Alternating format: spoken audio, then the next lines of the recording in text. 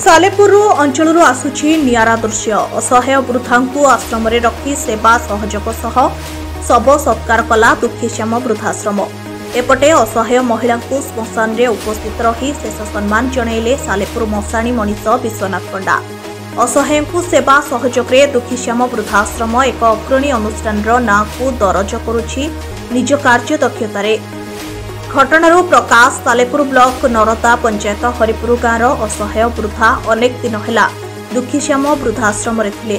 देह खराब हेबारु तांकु हॉस्पिटल लिया जायतिला और हॉस्पिटल फेरिबा समय से असुस्थ अनुभव करने सह से मृत्युर शिकार होइतिले।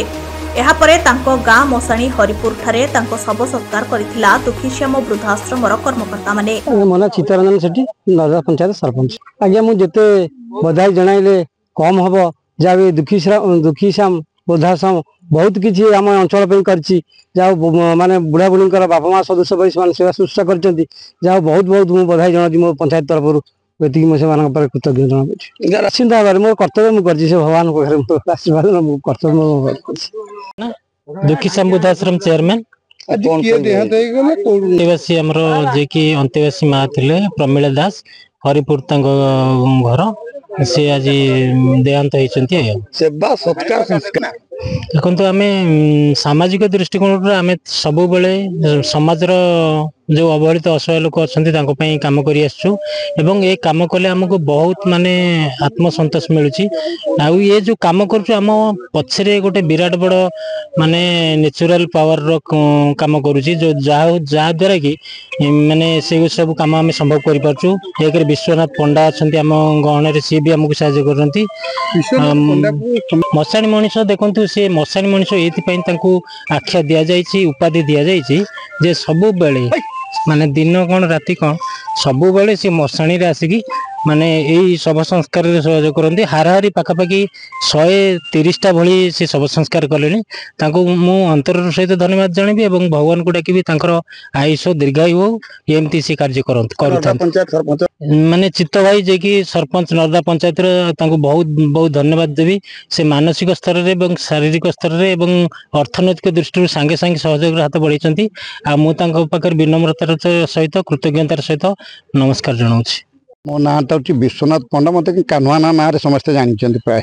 सर कौन कहे जे कथा देकी कथा रखुच्च सालेपुर मशाणी मनीष आज हरिपुर में पहुंची नरदा पंचायत से असहाय बुढ़ी माउसी को दुखीश्याम वृद्धाश्रम सहित मिसिक सहयोग कर सब बड़ कथा रोचे कथा देकी कथा रखा लोक नथा कि पूर्ण कर नहीं गोटे कथा आपन कहबी मुझे अतीत भी कही आपण मान आगे जेते बेले जो जगार और जेपरी परिस्थिति जदि यहीपरी कम मत डाकिबे से दिन हो बा राति हो सबु बेले मु तांको पाखरे पहुँचबी एवं चेष्टा करी सारी से सब सांगे 7 पाद जाई मशाणी पर्यंत पहुँचबी।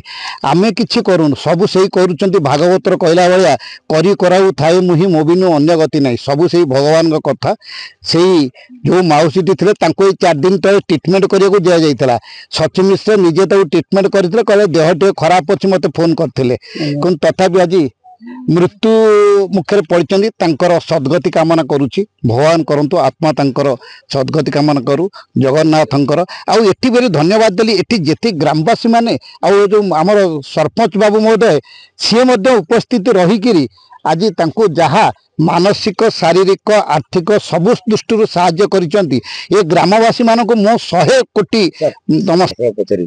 मशाणी चर्चा किए कौन कले बापा मोर से नहीं मो कर्म करने करुच्ची आपण अपेक्षा करंतु आसंता 9 तारिख रु 16 तारिख भितर आउ गोटे यही मशाणी कार्य गोटे उन्नत कार्यक्रम होउची सबु काम सरी एतरे किछि लोक सालेपुर मेडिकल हॉल सहयोग अच्छी एवं आमे बोधे 9 तारिख दिन से इनाग्रेशन करुचु।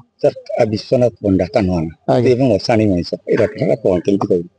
ये तो आपण मानकर नाकरण बापा देते विश्वनाथ पंडा बा कान्हा किंतु आपण माने ताकू मशाणी मनीष हिसाब कहते तेणु मत से स्पृहा आसू भगवान आशीर्वाद आसू मो आउ से लोक काम करे आ भगवान आशीर्वाद सहित जनसाधारण का आशीर्वाद गुरुजन सबुठारु है मो बापा बों को आशीर्वाद मो बो सब बेले कहती पर उपकाराय स्वर्गाय तेणु से आशार चली आपण मान आशीर्वाद आपण मान कृतज्ञता ज्ञापन करुच्ची यही मध्यम कहूँ ग्रामवासी माने सबु बेले परर उपकार करंतु सुख बेले समस्ते आसवे दुख बेले कहीं आसबेनि दुख बेले जी आसो सी हूँ प्रकृत बंधु जय जगन्नाथ जय जगन्नाथ। ए शेष यात्रा रे सामिल होइथिले सालेपुर मशाणी मनीष विश्वनाथ पंडा स्थानीय सरपंच शव सत्कार पई सरकार प्रदत्त टंका को दुखीश्याम वृद्धाश्रम अध्यक्ष को प्रदान करथिले।